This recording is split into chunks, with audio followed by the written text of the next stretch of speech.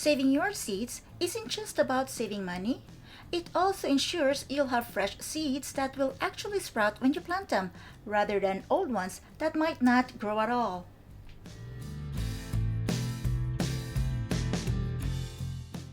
Isn't it great to watch your garden grow from seeds you saved from last year? I'm proud to share the little plants that grew from the seeds I collected. If you're collecting seeds from your garden for next year, make sure they're completely dry before storing them. Moisture can make them go moldy, which makes the seeds unusable. Just leave them out in the air until they're totally dry and crispy.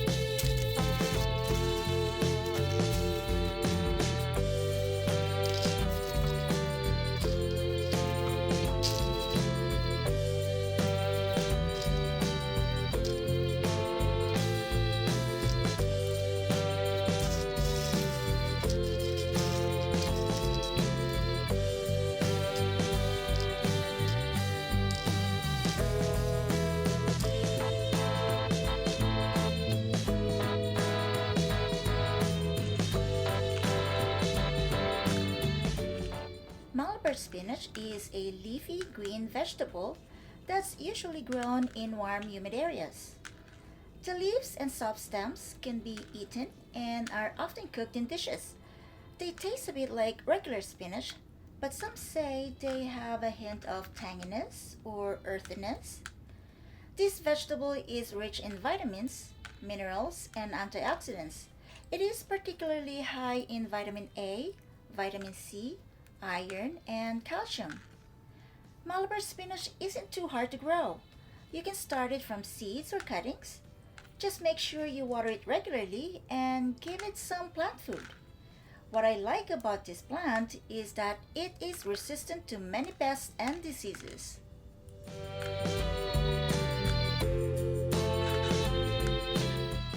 When choosing a container for your seeds, go for ones that keep moisture out, like glass jars and plastic containers, such as Ziploc bags. Make sure to label each seed container.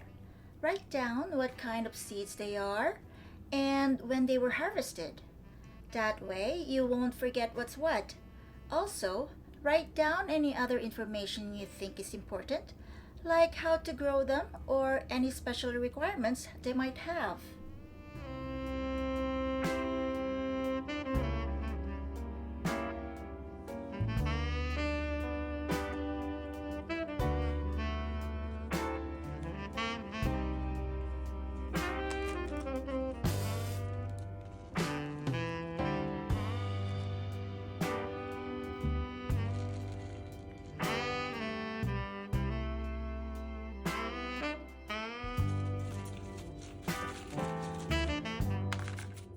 This is the hyacinth beans, also called bataw in the Philippines.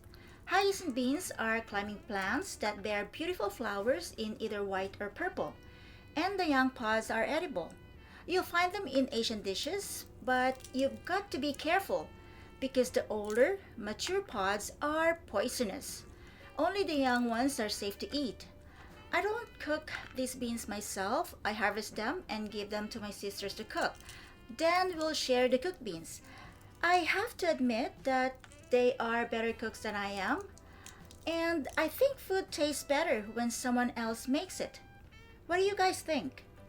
Do you think that food tastes better if someone else cooks it rather than if you cook it yourself?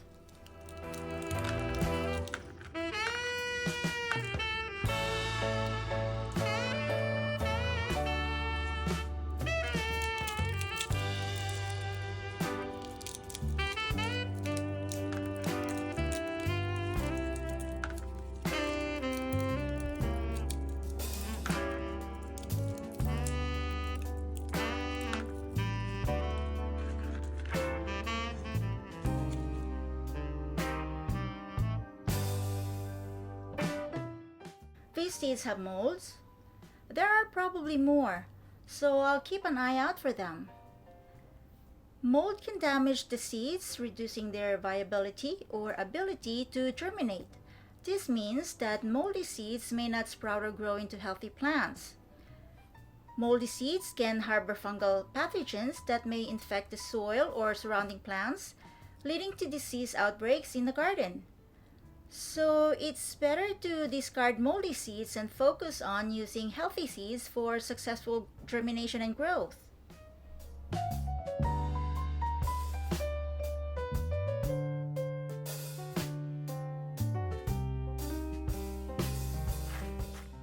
It's a good idea to check your stored seeds regularly for mold, moisture, or bugs. If you see any signs of these, get rid of them right away.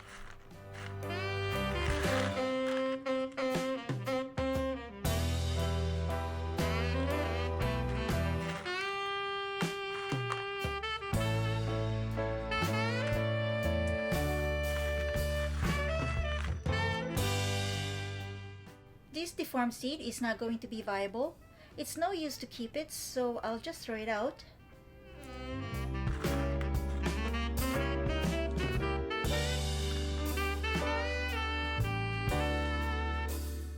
More unusable seeds, so off to the garbage they go.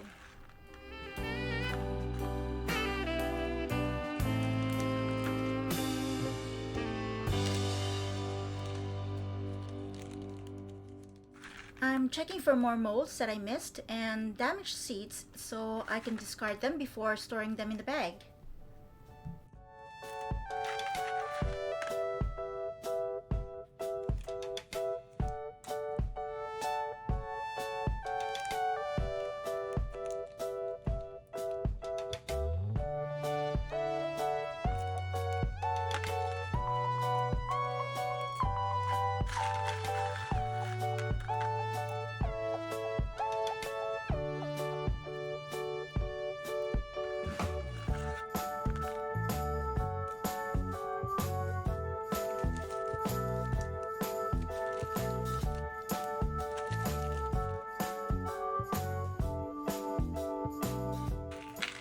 These are jute seed pods, also known as jute capsules.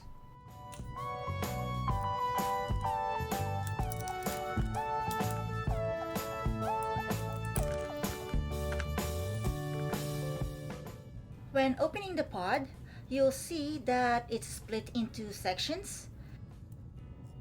There are about 5 to 6 sections in each pod, and each section holds many small seeds.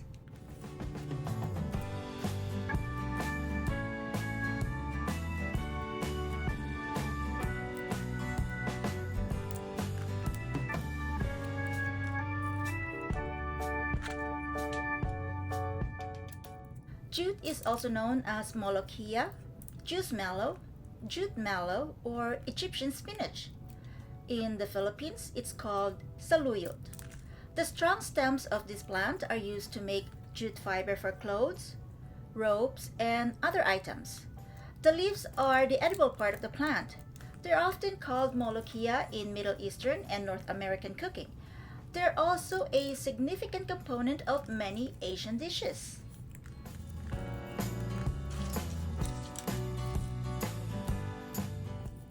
Jute leaves, or molokhia, are highly nutritious, rich in vitamins, especially vitamin C, A, and E, minerals such as calcium, potassium, and iron, and dietary fiber. They are low in calories and contain antioxidants, making them a healthy addition to the diet.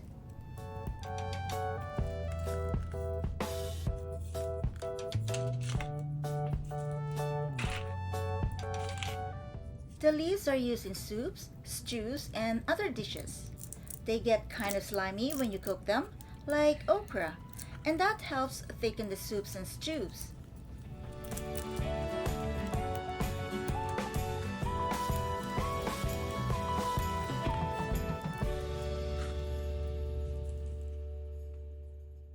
I read it once that there was a time in Egypt when molokhia wasn't available to the masses. People say that way back in the 10th century, one of Egypt's rulers banned its consumption because they believed it had an aphrodisiac effect on women.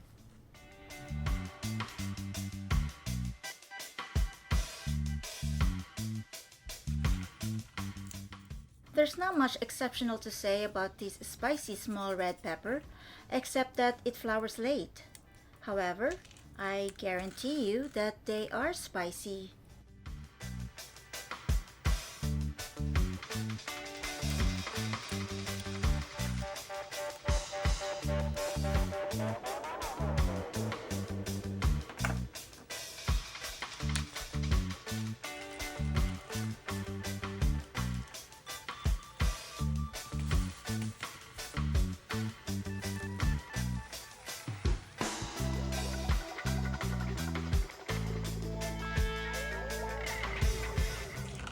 This is a spicy long red pepper.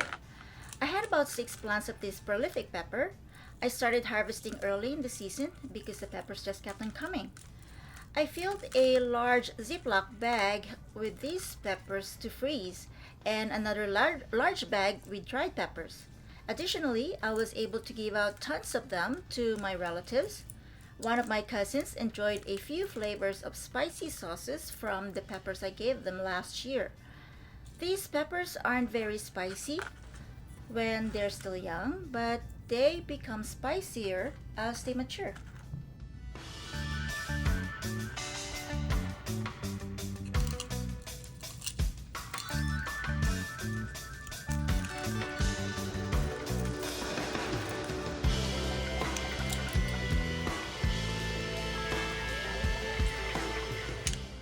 To store your seeds, put them in a cool, dry place. Avoid areas that get too hot or have frequent temperature changes. Also, keep them out of direct sunlight by storing them in the dark.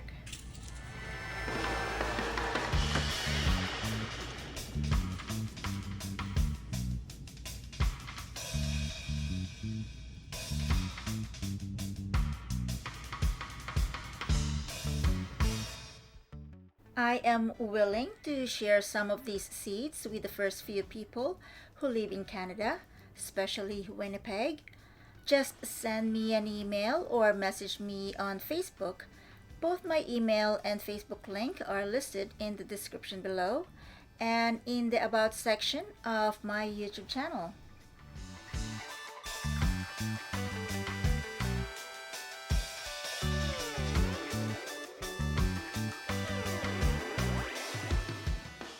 I hope you enjoyed this video and thank you for watching.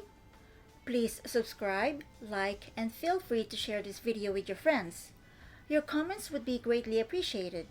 Don't forget to click the notification bell to stay updated for new videos. Again, thank you and see you next time.